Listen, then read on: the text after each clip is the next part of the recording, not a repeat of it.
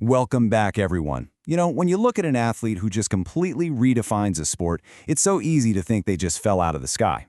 But today in this explainer, we're going to peel back the layers of history, genetics, and culture to show you exactly how a true generational talent is built, quite literally from the ground up.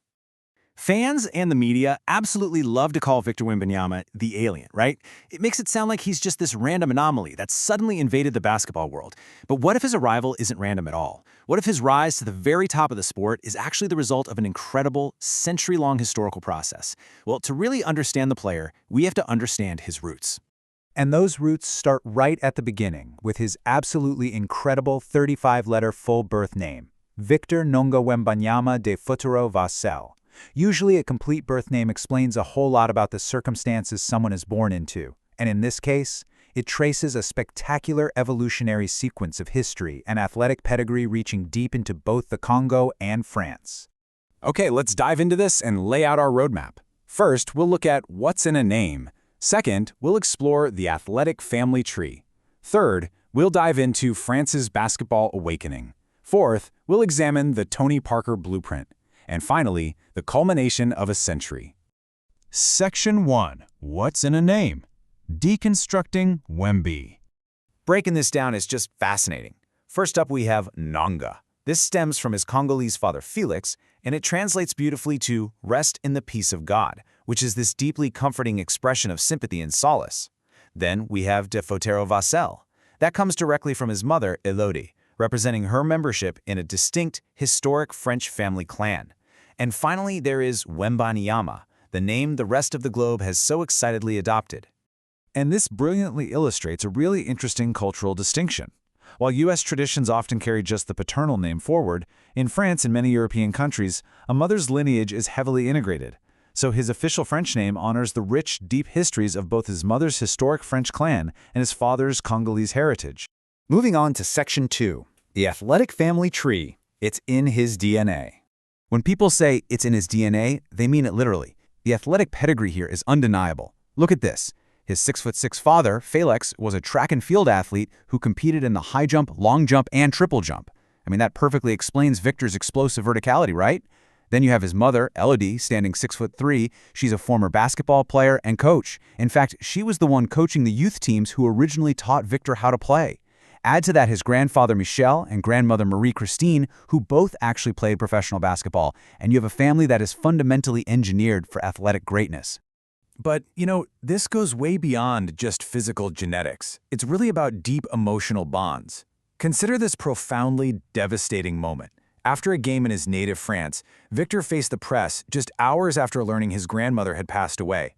Tearfully, he told the English-speaking reporters, "Sorry, I just lost somebody today. I'll take one more question."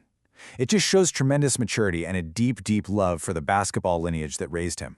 Through the heavy emotional toll of sudden global fame and personal loss, his family remains his absolute anchor. His parents are his biggest cheerleaders, and his older sister Eve and younger brother Oscar always have his back. It is a super tight-knit unit that keeps his feet firmly on the ground even as his career soars into the stratosphere. Section 3. France's basketball awakening, the U.S. accent.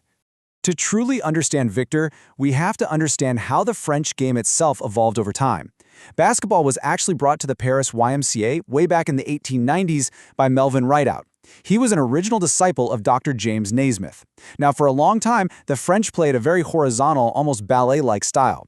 But by the mid-20th century, pioneers like Martin Feinberg introduced a much more physical, vertical style of play. Fast forward to the 1967-1968 season, and Victor's maternal grandfather, Michel de Fautereau, is playing professional basketball for the Paris Université Club, right in the absolute thick of this evolution. Now, what's really interesting is what drove this evolution. It's a concept known as the U.S. accent. Victor's grandfather's team, the Paris Université Club, was basically ground zero for integrating American tactical and cultural influences. This fundamentally shifted French basketball away from that flat ballet style and heavily toward athletic verticality, rigorous preparation, and modern defense. Michel de Fautereau was trained directly within the specific U.S. accent, passing that foundational philosophy all the way down through the family. Let's look at Section 4, the Tony Parker blueprint, passing the torch. Tony Parker is widely regarded as the greatest French basketball player in history, and for very good reason. His career provided a definitive proof of concept. Alongside players like Boris Diaw, Parker completely shattered the ceiling. He was the first Frenchman to win an NBA title in 2003, the first to win Finals MVP in 2007, and was inducted into the Hall of Fame in 2023.